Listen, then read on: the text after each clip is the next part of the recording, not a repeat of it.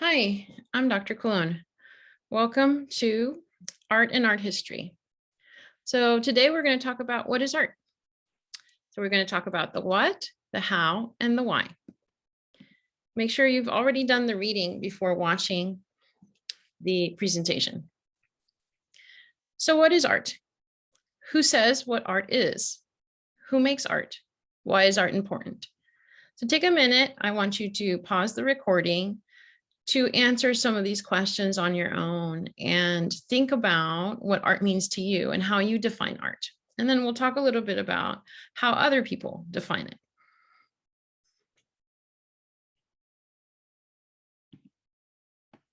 So for example, if I show you these two images, do you consider them art? What makes them artistic?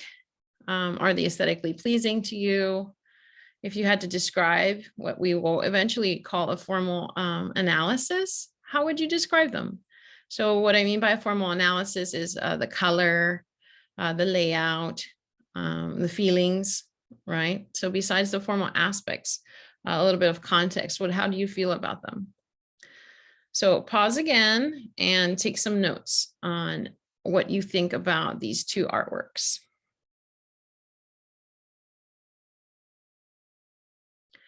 So after you've done your notes, I want to talk a little bit about these works. And what's interesting is I found when we have in-class discussions about these that they sort of ensue long debates. And one thing to think about, especially when we're talking about what is art and who makes it, is that these are elephant paintings. And aside, of course, from the PETA concerns, I know some of you might have those, as I do as well. When we talk about the aspect of them being art, most art historians would conclude that they're not. And this is discussed a little bit in this chapter, that art is made by humans. And that's something, again, to think about and discuss. So let's talk a little bit about that. So you should know this definition. So art with a capital A, a body of work considered to be inspired and of great importance to our well-being. Art is an object defined by its maker. Art is all that is expressive. Art is about creating something. Art are objects that are presumed to have a visual content or to which we react aesthetically. And even though this is the basic definition, of course, we can go back and forth and debate particulars, right, about this. So this idea of art goes all the way back to Plato and Aristotle, and I'm showing you Raphael's School of Athens, which hopefully you've seen. This is from the Stanza della Signatura, where they would sign documents in the Vatican in Rome, 1509 to 11. And in this fresco, you have Plato and Aristotle at the center, and various other philosophers, right, having intellectual debates, discussions. And it's certainly one of the most important frescoes of the Renaissance, having, 1-point linear perspective, which you learned about in other classes. And also, reviving classical aspects. That's why it's called the Renaissance, right? It's the revival of antiquity. So art history begins with philosophy. When we compare and contrast what Plato and Aristotle have to say about art, the basic tenets of their definition is that for Plato, art is a mix of mimesis, which is imitation, and you should know these terms, and techne, which is skill. So as you have already read the chapter that I assigned to you, Plato saw beauty as truth derived from the ideal. Art's inability, Art's inability to produce an exact copy of an original's essence makes art useless. Aristotle saw beauty as improvement through idealization and caricature, and art as a path to knowledge. So what's interesting is, as we look at some of the examples that are discussed in this chapter, that for Plato, it had to be as close as possible, right, to that ideal. So for example, this work is called A Bird in Space, and it's by Brancusi. Some people pronounce it Brancusi. And this work was purchased by the American photographer Edward Steichen. And he was returning to the United States and wanted to take it with him, of course. And what happens is that the customs officer said it wasn't art, and they wanted to charge him, and they did, $600 in tax, and they categorized it under kitchen utensils and hospital supplies. It would have been tax-free if it was an artwork. So he sues, and eventually wins, right? But the debate was that it doesn't really look like a bird, right? So based on Plato's argument, the fact that it isn't close to the ideal is problematic. So it aligns more with Aristotle and the fact that if it doesn't look like a natural bird, it has a sense of flight, right? It has a sense of movement of maybe a bird, right, flying through space. And this is what you would see in its rapid movement. And this brings up this debate again about what is art that I asked you in the beginning. So, as we go through the class, this is something you have to keep in mind. And that definition that I gave you in the beginning, no, not everything is aesthetically pleasing. You won't like everything you see. Things will be jarring at times. You might not agree with the artist and the statement the artist is making. And you'll see that throughout the class, that definition becomes more fluid. And as we progress through the class, we'll discuss what we think about that definition. So let's look at some ideas. So this is the Hall of Bulls in Altamira, Spain. It's 15,000 to 10,000 BCE, right before the Common Era. And when we look at humanity and we talk about the idea of creativity, even as children, we love coloring. We love making little drawings in the corners of our notebooks. Those of you that are artists and are in this class do it more than most. So when we talk about art history and what is art, we have lots of debates about cave paintings. Were they made from a structuralist point of view, structuralist theory, meaning that they represent the structures of society at the time? Were they sort of a magical, practical way of seeing the world? For example, was it used for practicing hunting to show children different animals? And some of these theories are problematic because not all the animals represented were hunted. Was it kind of like paint them and they will come, right? If we paint different animals, will we have more of them? And all these very complicated theories behind the Hall of Bulls and other prehistoric works.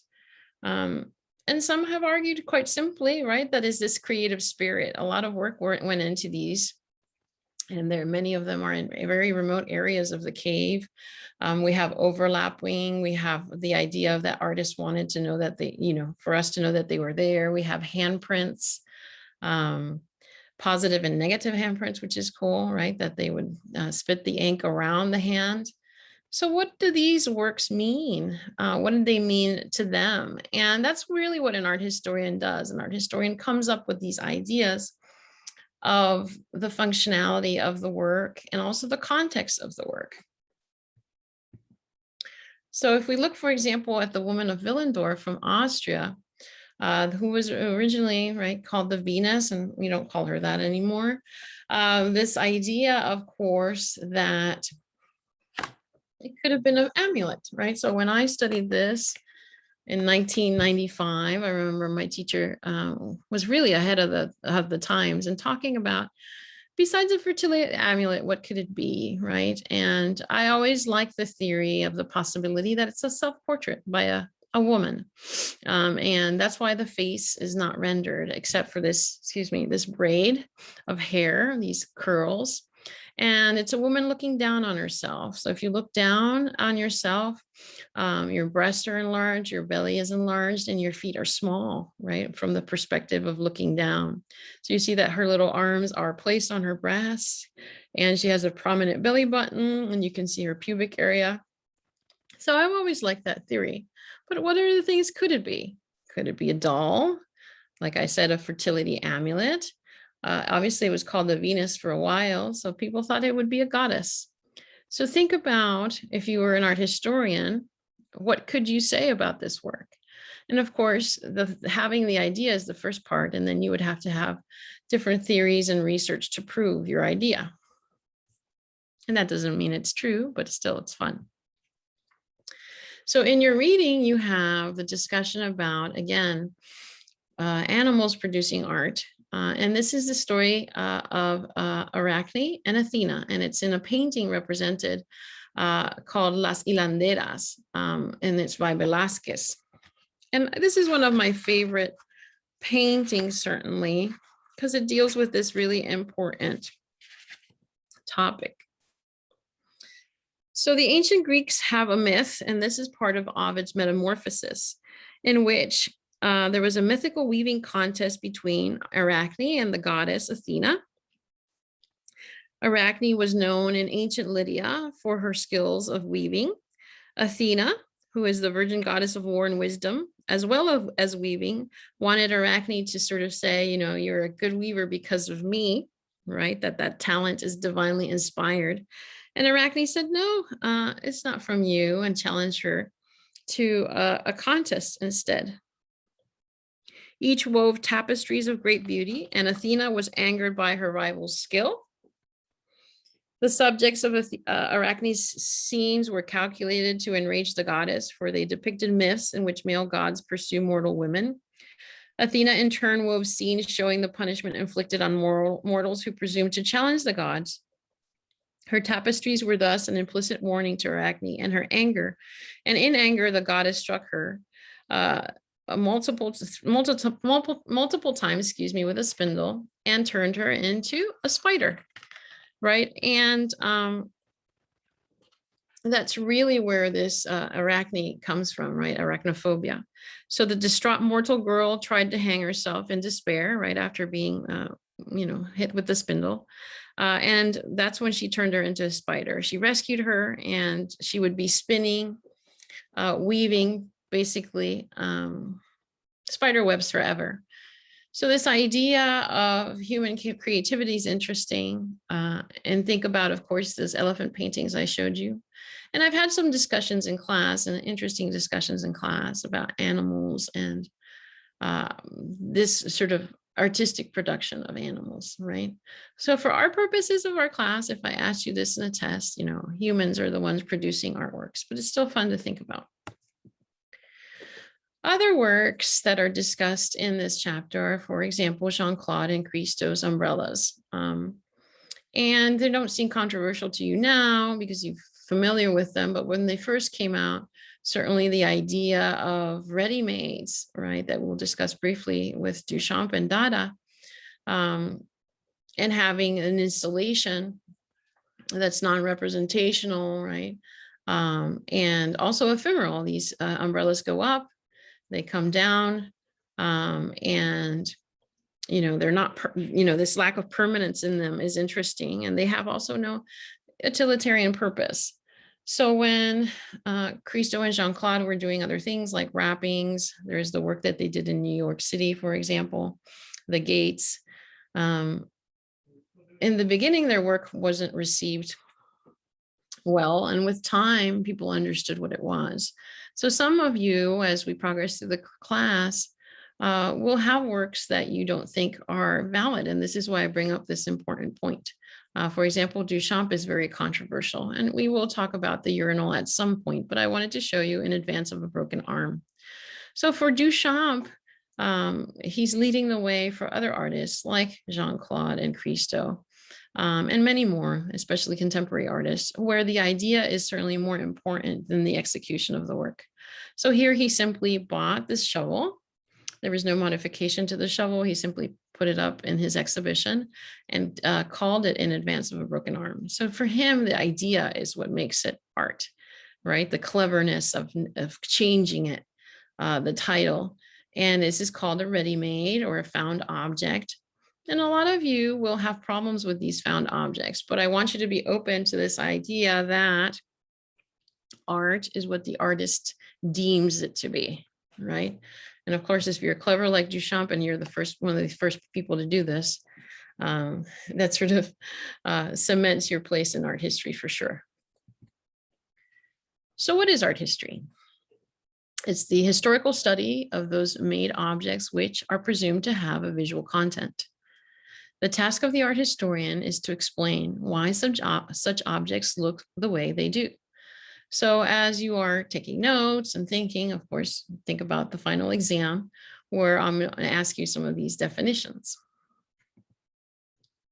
So what do art historians do? They investigate written documents to determine authenticity, date, technique, provenance, where the object's from, and the purpose of the object in question. They investigate the object in terms of visual techniques, such as stylistic analysis to assess quality and pictorial traditions. Investigate social context, production, and reception. And they construct systems that relate the object to types of larger scale historical developments. So in Manet, we can see here the bar at the Folies Bergère in 1882. This is a modern work that's part of the realism with a capital R, the realism movement. And what's interesting is that nobody still agrees about what the meaning of this work is in terms of, is it a reflection of her body? Is it two women that are serving at the bar? And for the most part, I have the tendency to agree with this Marxist point of view that this is about consumer culture and consumerism in modern Paris, right? In modern Paris at the time.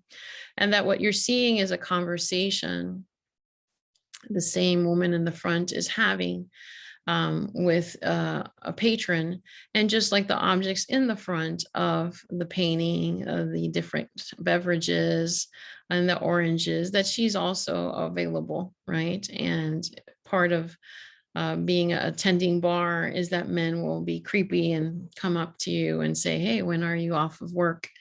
And I do like that theory, but there's multiple infinite theories that came out regarding this work. And what I think is interesting is, again, as an art historian, how do I put it in a context? So what art historians do is they research the contemporary culture of the time, they research the artist, they look at other paintings, and they come up with all these theories. So why is this sort of composition where the two women, right? A lot of students say, well, it's not an exact mirror. So if you think about Impressionist works, they don't have exact representations, right? It's more about the use of light. And this is, even though it falls under realism, it has lots of Impressionist techniques that are being used, the thick application of paint. It has lots of cropping where the images are cropped. And another thing that they have is that these angles come from Japanisme. They come from Japanese woodblock prints. So that would explain why, if it were a reflection, it's off center, and it's fine to be off center. So you see how complicated these works can be in terms of what we think about them. So if you have time and you would like to research this work, I welcome that. And email me some ideas of what you think or what theories speak the best to you. I always like hearing about it. So this is Leonardo's Last Supper in Santa Maria della Grazia in Milan. And it's oil and tempera on plaster. It's an experimental fresco that he did that by the end of his life was already chipping away. And you can go see it, and it's quite beautiful.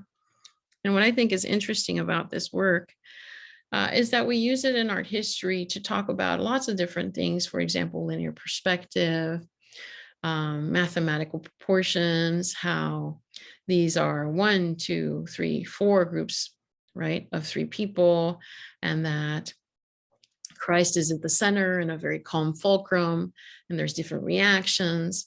But if you have a good art history teacher, they'll tell you that, right, the patron is Sforza. And that the patron is buried nearby in Santa Maria della Grazia. And what's funny about it is that many people get lost in the sort of technical aspects or the formal aspects of the work and forget that. And what are we looking at? Well, we're looking at something very simple as the Last Supper, right, which is the celebration of the Eucharist. It's when Christ said, one of you will betray me, right? And he breaks bread and wine with them.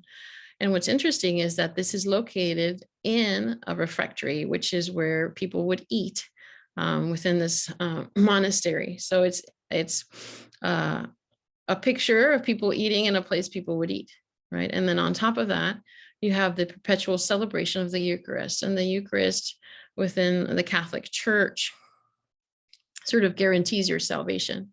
So if you're a patron of a painting this large and you have so much money, it'd be nice to have a painting showing, right, the celebration of your eventual salvation for the rest of perpetuity, right, the rest of the world to see.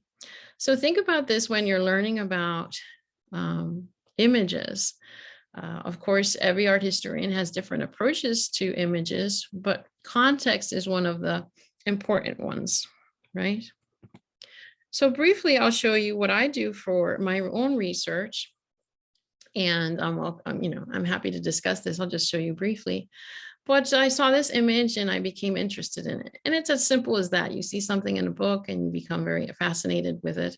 And this is Gregorio Fernandez Cristo Yacente. It's the Supine Christ. And it's in El Pardo in Madrid. And I became really interested in it, and I never seen anything like it before. And I thought, I want to research that. So I researched what's called polychrome sculpture, and I researched it specifically in Spain. I researched not only the techniques of its production, how they paint it, what kind of wood do they use, what kind of pigments, how was it carved, how was it assembled. All those things are interesting to me. So those are called materials and techniques. But I also study the iconography. So in terms of iconography, and we'll be learning about that in a future lecture, I wanted to understand what these sculptures mean.